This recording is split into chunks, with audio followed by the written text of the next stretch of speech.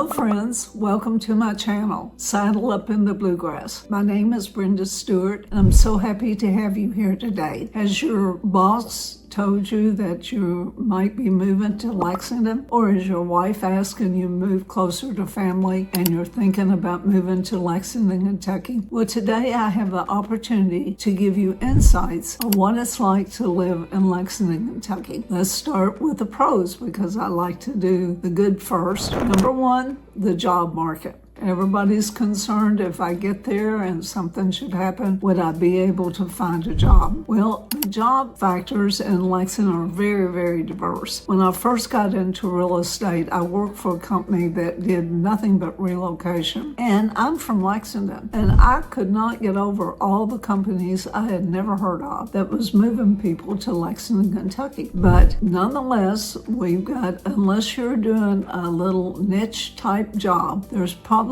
a job here for you. The largest employer in Fayette County is the University of Kentucky. The university has 24,000 employees. Now remember, we've got about 325,000 population. So that's just a small number, but it's a lot for one employer. The other place that I'm going to mention, and these are not in order of how many employees, is the Lexington Fayette County government. They hire at least 5,300 teachers and principals and school workers every year. And they also have about 2,600 government employees, a total of 8,000. So that's a pretty large number for Fayette County government system to hire. The next one is one you would never think about, is Amazon. Amazon has a hub here now, and they have around 1,000 employees. The biggie, though, is healthcare. We have all kinds of healthcare. So healthcare takes about 193,000 employees. And one half of those employees actually work with patients, touch them, doctors, nurses, aides, that type of employee. The other one is one you would never think about unless you went down Winchester Road all the time, and that's J.M. Smucker's company. Peanut butter. They have 7,000 employees all across the country, and Lexington is their largest manufacturing plant. So I don't know how many work there, but they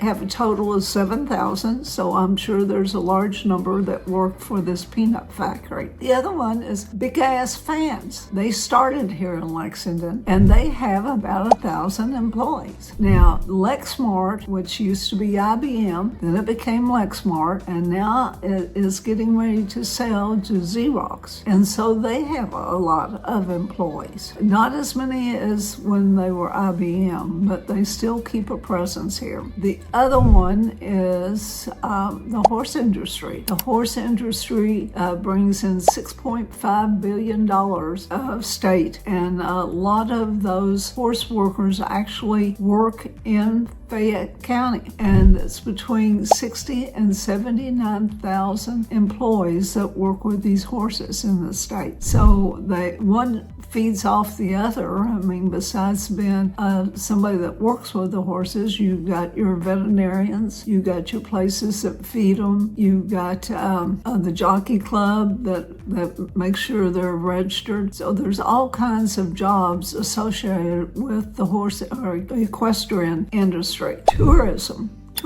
is a big thing now. I mean, with bourbon the way it is, and bourbon is another big employer, the different distilleries. Lexington doesn't have very many, but it's considered the gateway of bourbon. So there you have it, the job market. 2, hospitals. Lexington has 11 hospitals. We have some of the best nurses and doctors in the country. I'm going to name all the hospitals because I think they deserve recognition. To start out with, there's St. Joseph East, which is in the southeast part of Lexington, right off of Richmond Road. Then there's the older St. Joseph on Harrodsburg Road. It is the oldest and most established hospital in Lexington. Then we have Central Baptist, and Central Baptist is right on Nicholasville Road. It used to specialize, and I think it still does, maternity, also cancer, and they do emergency services. Then we have Robert B. Chandler Hospital. That's part, of course, of the University of Kentucky. We have the State Hospital. It's Eastern State Hospital. It's behavioral. And good news, we have a hospital just for veterans. We have a VA veteran hospital on right on Cooper Drive in Lexington, Kentucky, right on the UK campus. And most of the veterans either get free service or discounted service. It is very well established, and if they run into something they can't do, they send their patients right to UK hospital. I've known that to happen for heart surgery a couple of times. Then we've got Cardinal Hill is a rehabilitation for physical things, Shriners Hospital for children, and then we have a couple of regional hospitals called the Ridge and Bluegrass Regional, and that's for both of those are for behavioral. So you can see that if anything happens to you, as far as this is losing train of thought, but there's clinics all over town also, that if these hospitals are too expensive for you, and your insurance will ask you not to go to the hospitals unless it's an emergency. I don't think your insurance will pay for it unless it's an emergency. So,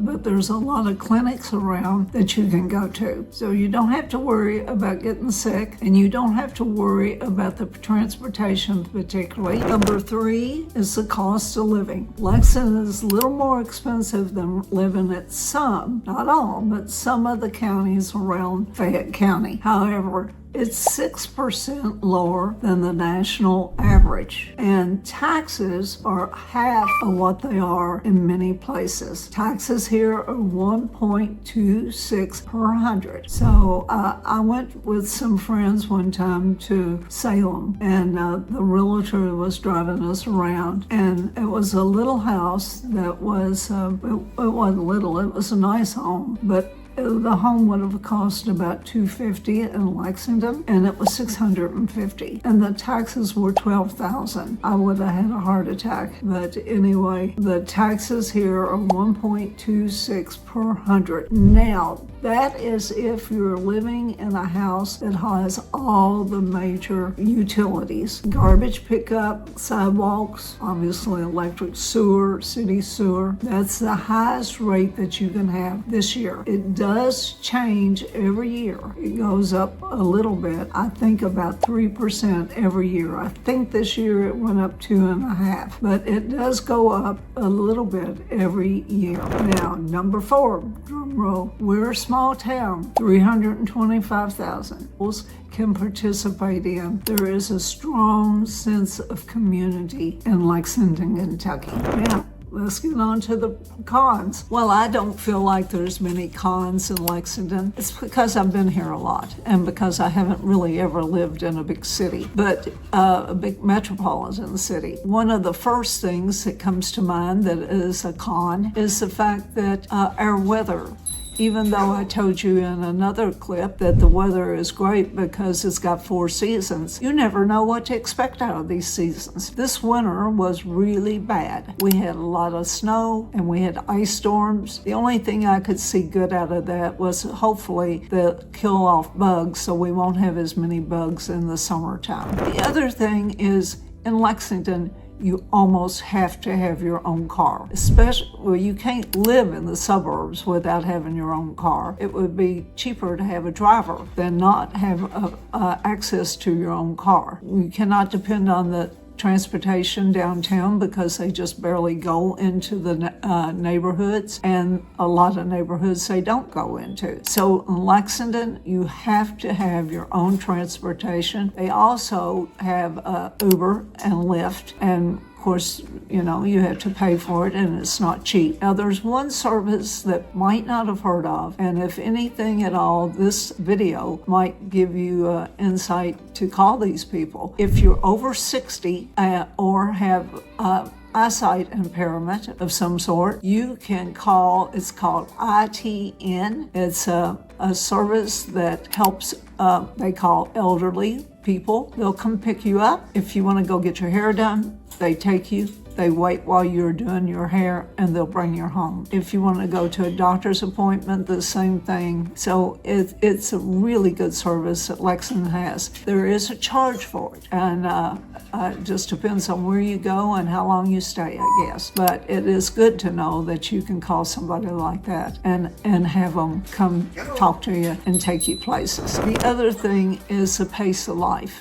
If you're used to a big town and going out with your friends to eat and have a good time and stay out and close the doors on everything 1 or 2 o'clock, it's not going to happen in Lexington. In Lexington, the pace is slower, like we talk, and you can go out, but usually the restaurants and bars close down at 10:30 and 11. So if you're used to a big, vibrant, major city, metropolitan city, Lexington's not going to fit that bill, I don't think. Anyway, thank you so much for coming and joining me on this video. I look forward to meeting you. If you have any questions about Lexington, please call me, text me, or email me. I'm here for you, and I would enjoy and like to help you move to Lexington, Kentucky. So keep my name, Brenda Stewart, and I look forward to the next video. Thank you.